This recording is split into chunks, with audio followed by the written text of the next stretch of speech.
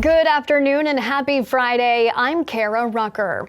WNBA star Brittany Griner is breaking her silence for the first time since making it back home.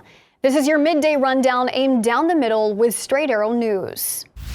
Brittany Griner has taken to her Instagram to thank the nation for its support after her wrongful detainment in Russia. She said in part, "It feels so good to be home. The last 10 months have been a battle at every turn. I dug deep to keep my faith, and it was the love from so many of you that helped keep me going. I also want to make one thing very clear. I intend to play basketball for the WNBA's Phoenix Mercury this season." Griner also thanked the medical staff that looked after her when she arrived back in the U.S. last Friday. She's now on her way home to be with family for the holidays.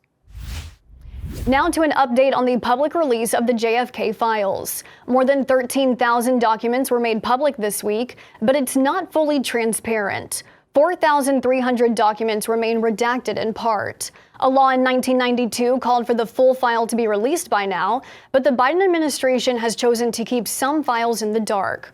Critics say with the assassination happening nearly 60 years ago, there's no reason for secrecy. If I was searching that car alone or testing those drugs alone or whatever the case may be, and I didn't have Narcan available, there's a good chance I wouldn't be here right now. As soon as I started talking, I was like lightheaded a little bit and started almost choking. I couldn't breathe.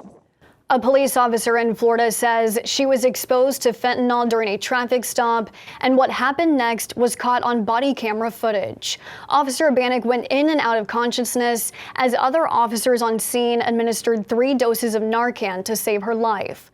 Officer Bannock requested the footage be released so the public can understand the dangers of the exposure to fentanyl. The DEA says fentanyl is the nation's single deadliest drug threat ever encountered. Starting today, 1,000 Starbucks baristas are going on a 3-day strike through the weekend. It's the second major strike in a month by workers at Starbucks locations that have voted to unionize. The strikes are meant to pressure the company into coming to terms on a workers' contract after a year of negotiations. It's been almost a year since we have told Starbucks that we are unionizing this location, and we still have not been able to get them to agree to a time for contract negotiations. And that's been happening. That's been the norm across stores all across the country. Starbucks has said they respect employees' lawful right to protest, but have been openly in opposition of unionization. Elon Musk is getting serious about a Twitter policy banning posts of real-time tracking data, calling it assassination coordinates. This all stemmed from an account publishing the locations of Elon Musk's private jet as the flights were happening. As journalists shared that same data, Musk suspended them one by one. Now the world is reacting to the controversial Twitter bans. The European Union saying Twitter could face sanctions if it is found to have violated an EU law aimed at protecting media freedom. Musk is polling Twitter users, asking how long the Twitter suspension should last, referencing the ban would be lifted as soon as today or in 1 week.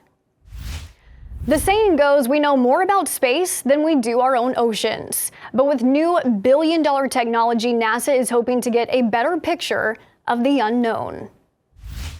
3, 2, 1, engine ignition, and liftoff. Liftoff of SWOT, our first global survey of Earth's surface water to study how this ever-changing resource affects our climate. A new satellite launching today is said to survey 90% of the world's surface and measure the depth of its oceans.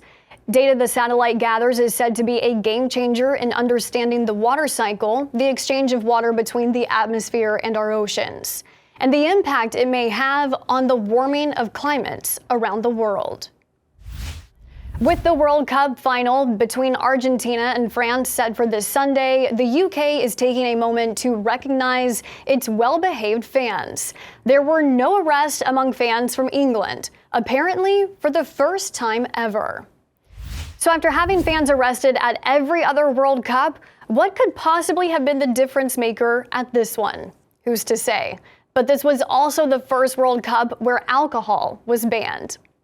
That's going to do it for this edition of your Midday Rundown. Thank you so much for watching Straight Arrow News, where we strive to deliver journalism without agenda. From the heartland of America, I'm Kara Rucker. Have a great weekend.